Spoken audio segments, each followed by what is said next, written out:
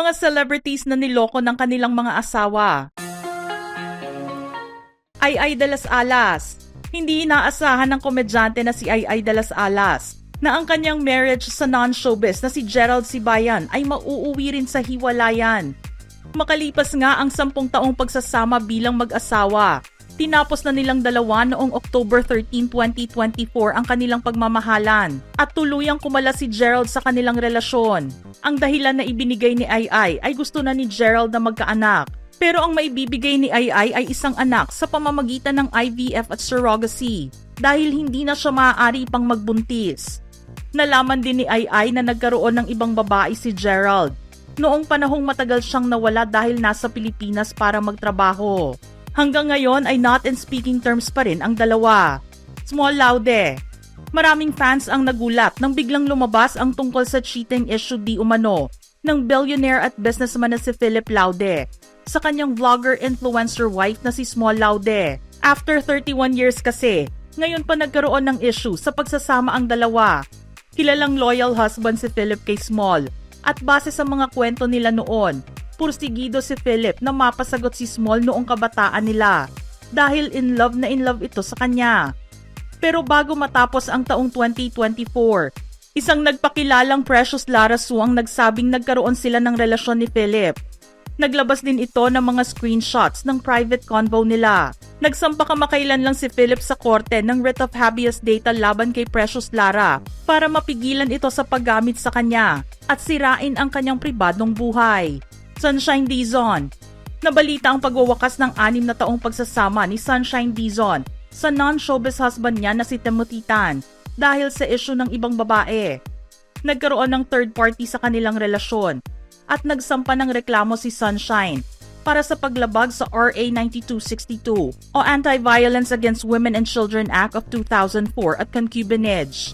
Matatandaan din na sinabi ni Sunshine na hindi niya ibibigay ang annulment kay Timothy. Pero nagbago ang isip nito at pumayag na si Sunshine na iatras ang ibang reklamo sa ex at itutuloy na lamang ang annulment case. Maayos naman sa ngayon ang kanilang pag-co-parent sa dalawang anak. Moira de la Torre. Tinapos ng mag-asawang singer-composer na sina Moira de la Torre at Jason Hernandez ang kanilang 3-year marriage noong 2022. Matagal naging usap-usapan ang tungkol sa kanilang hiwalayan. Sa pagkumpirma ni Jason tungkol dito, aminado siya na nagkasala siya sa misis at hindi naging tapat kaya nasira ang kanilang pagsasama. Nagsimulang pag-usapan ang tungkol sa hiwalayan nila nang mawala ang ilang litrato ni Jason sa Instagram feed ni Moira. Naging matunog din ang litratong nagpapakita kay Jason na may kasamang ibang babae. Nasa proseso naman na ngayon ang kanilang annulment. Priscilla Meireles. Marami ng balita tungkol sa pagiging chick boy ng aktor na si John Estrada. May ilan din ang nagsabi noon na hihinto ito dahil beauty queen na ang kanyang napangasawa. Subalit mali ang inakala ng mga netizens. Noong nakaraang taon nga lang ay ilang beses na nakitang may kasamang magkaibang babae si John sa magkaibang okasyon din. Dito na nabalita ang hiwalayan nilang mag-asawa. Sinabi ni Priscilla na mayroon silang pinagdadaan ng dalawa at nag-uusap na rin ang kanilang mga abogado tungkol dito. Sunshine Cruz. Taong 2000 nang magpakasal si Sunshine Cruz kay Cesar Montano. Nakabuo sila ng maliit na pamilya at nagkaroon ng 3 anak na babae. Kilala na rin noon si Buboy bilang lapitin sa chicks, pero nagwagi si Sunshine sa puso niya. Iyon nga lang ay natapos din ang kanilang pagsasama makalipas ang 13 years. Dahil ilang beses siyang pinagtaksilan ni Cesar. Iba't ibang babae ang nalink sa pangalan ng aktor at nagkaroon pa ng anak sa beauty queen na si Sandra Seifert. Bukod sa pambababae, naging physically abusive din si Buboy sa aktres. Naanal naman ang kanilang kasal noong 2018. At ngayon ay maayos na ang relasyon bilang co-parents sa kanilang mga anak. Jinky Pacquiao. Ilang beses din nagkaroon ng balita tungkol sa pagiging malapit sa babae ng pambansang kamao na si Manny Pacquiao. Pinag-usapan at naging hot topic noon ang naging relasyon nito sa aktres na si Krista Ranillo. Bukod dito ay nagkaroon din ng non-showbiz relationship si Manny na nagbunga sa anak na lalaki na si Eman Bacosa. Baguhan sa boxing si Eman na ilang beses na rin ipinakilala ni Manny sa TV program niyang Blow by Blow. Pero kahit ganoon man ang nangyari, Tinanggap pa rin ni Jinky ang mister at ngayon ay masayang nagsasama kasama ang kanilang 5 anak. Kylie Padilla.